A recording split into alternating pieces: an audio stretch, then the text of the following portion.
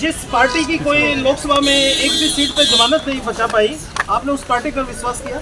हमारे यहाँ उत्तर प्रदेश में कई ऐसी पार्टियां हैं जिनकी कई सीटों पर जमानतें नहीं बची है। लोकसभा का चुनाव अलग होता है और विधानसभा का चुनाव अलग होता है, उसके मुद्दे भी अलग होते हैं। लोकसभा में तो हमारे लोगों ने भी भारतीय जनता पार्टी को हराने के लिए वोट किया सर। जेजेपी लेकिन ऐसा नहीं है कि इस बार वो अपने संघर्ष करने वाले साथियों को अकेला छोड़ देंगे। हम उन्हीं के बीच में रहते हैं। उनका आशीर्वाद जिस तरह से पिछली बार भाजपा को हराने के लिए दूसरी पार्टी को मिला था, इस बार वो आज़ाद समाज पार्टी और अलायंस को मिलेगा, ऐसा मेरा भरोसा। छोड़ के पार्टी को जा रहे थे, क्या मानते हैं ऐसे में कितनी मजबूत पार्टी बन पाएगी? देखो भाई, ऐसा है जिस सब राजनीति में बहुत लोग अपने अपने स्वार्थ हैं। हम वो लोग नहीं हैं जो बुरे वक्त में हाथ छोड़ के चले जाए। जब हम किसी का हाथ पकड़ते हैं तो छोड़ते नहीं। हम कोशिश करेंगे कि मेहनत करेंगे। अभी 1 महीना है, 1 महीने में तो बंजर भूमि भी उपजाऊ हो जाती है। हम लोग मेहनत करेंगे और लोगों से विश्वास समर्थन मांगेंगे। और फिर मैं आपसे कह रहा हूँ, मैं किसी के लिए सफाई नहीं दे रहा हूँ, मगर अगर कोई आदमी अपनी गलती को स्वीकार कर ले तो लोगों को उसके बारे में सोचना चाहिए। सर, लोकसभा में जेजेपी के सभी नेताओं का जेजेपी का विरोध हुआ, आपने किसानों का समर्थन किया, कैसे खड़ा करवाएंगे दोनों पार्टी? किसानों का समर्थन हमेशा करते रहेंगे, हम पहलवानों का भी समर्थन हमेशा करते रहेंगे। ये मैं आपसे फिर कह दूं, वो हमारी वैचारिक लड़ाई मुद्दे हैं। हम अपने मुद्दों से किसी बात पर समझौता नहीं करते। ये चुनाव है, हम लोगों ने मिलकर तय किया है कि हमें इतनी शक्ति बनानी है कि सत्ता की चाबी हमारे हाथ में रहनी चाहिए। और मैं आपको विश्वास दिला कहता हूँ, मैं गारंटी देता हूं कि हम भारतीय जनता पार्टी को किसी भी कीमत पे आगे नहीं बढ़ने देंगे, उनको कमजोर करेंगे और आजाद समाज पार्टी जेजेपी को ताकतवर बना के उनको सत्ता की तरफ प्रेषित करेंगे। टिकटें कब तक वितरण हो जाए? टिकटें कब तक आ जाएगी? टिकटें कब तक आ जाएगी? टिकटें आजाद जी का क्या? हमारा स्टैंड साफ है कि हम अपने लोगों के साथ खड़े हैं। आप ये जानते हैं कि सुप्रीम कोर्ट हमारा कितना हितैषी है और सरकार हमारी कितनी हितैषी है। कांग्रेस बीजेपी का पार्ट 2 बता रही है क्या? हम अपने वर्गों के प्रति ज्यादा जिम्मेदार हैं। हम किसी भी भाई का हिस्सा कमजोर नहीं पड़ने देंगे। इस बात की मैं आपको स्पष्टीकरण दी। अब आप पूछो क्या कह रहे थे? टिकटों का वितरण कब तक हो जाएगा? पार्ट 2 बता रही है, क्या कहना है आपका? ठीक है, अब अच्छी बात है। वो लोकतंत्र में इतनी तो आज़ादी होनी चाहिए, जिसका जो मन हो कह दो। टिकटों का वितरण कब तक हो जाएगा? हमारी बहुत सारी पार्टियों को, बीएसपी को भी वो इसी तरह के शब्दों से नवाजते हैं। मैं उन पर ज्यादा कुछ नहीं कहना चाहता। उनकी आपसे लड़ाई खत्म हो जाए, वो भी बहुत अच्छा। सर, टिकटों में कब तक वितरण हो जाएगा? टिकटें कब तक आ जाएंगी? टिकटों का वितरण कब तक हो जाएगा? ये पार्टी के स्टेट लीडरशिप का फैसला है। चंद्रशेखर की तरफ से आएगा या आपकी तरफ से आज आएगा? पार्टी की मीटिंग थी और पार्टी की मीटिंग में ये तय हुआ है, जिंद हमारा गढ़ है, गढ़ था और गढ़ रहेगा। जिंद में हमने बैठ के तय किया पूरे स्टेट लीडरशिप को बुला के कि इस चुनाव को कैसे लड़ना है। 11 को फिर और से मैं फिर कहता हूँ, कोई भी पार्टी अगर यहाँ हमारे लोगों को इग्नोर करेगी तो उसको आने वाले समय में सबक सीखना पड़ेगा। चंद्रशेखर जी, मुख्यमंत्री नायब श्रेणी अपनी सीट डिसाइड नहीं कर पा रही कि वो कहां से चुनाव लड़ेंगे, करनाल से लड़ेंगे। असल विरोध तो भारतीय जनता पार्टी का यहाँ है। आप ये देखना कि जब मुख्यमंत्री ऐसा है, मुख्यमंत्री को नहीं पता कहाँ से लड़े और लोगों के क्या हाल होंगे, इस बारे में भाजपा स्टार प्रचारक कौन रहेगा? उचाना के अंदर छात्र गांव में एक बहिष्कार का मामला हुआ था।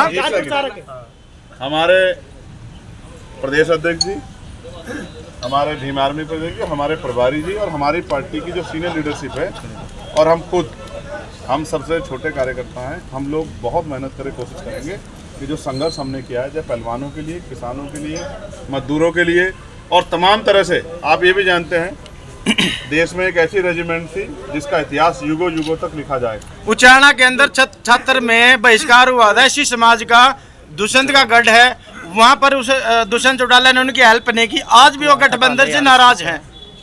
अब मैं आगे अपनी बात का जवाब दे रहा हूं। जी, तो एक ऐसी रेजिमेंट थी जिसने देश के लिए बलिदान दिया, जिसकी मांग मैंने पार्लियामेंट में भी उठाई, चमार रेजिमेंट। जब मैंने इस रेजिमेंट का नाम लिया तो देश के बहुत सारे लोगों को लगा होगा कि ये चंद्रशेखर किस रेजिमेंट की बात कर रहे हैं, लेकिन हिस्ट्री लोगों को पढ़नी चाहिए। चमार रेजिमेंट भंग क्यों की गई, ये एक सवाल है। मैं डिबेट चाहता हूँ, जो चाहता है करना।